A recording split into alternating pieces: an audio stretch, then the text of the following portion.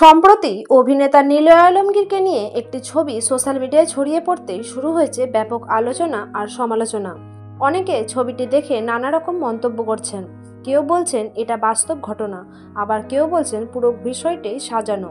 তবে যাচাই করে দেখা গেছে ছবিটি কোনো বাস্তব ঘটনা নয়, বরং সম্পাদিত বা মজা করে ছড়িয়ে দেওয়া হয়েছে। নিলয়ের ঘনিষ্ঠ সূত্র জানিয়েছে, এমন বিভ্রান্তিকর পোস্ট অভিনেতার ভাবমূর্তিকে নষ্ট করছে। তাই সবাইকে অনুরোধ করা হচ্ছে যাচাই না করে কিছু বিশ্বাস না করতে। সোশ্যাল মিডিয়ায় এখন অনেকে এডিট করা ছবি দিয়ে বিভ্রান্তি ছড়ায়, তাই প্রতিটি দর্শকের উচিত সচেতন থাকা।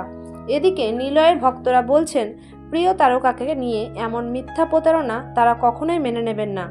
পরিচালক মহল থেকে জানানো হয়েছে, এই ধরনের ছবি বা পোস্ট শুধুমাত্র শিল্পীদের মানসিকভাবে আঘাত করে।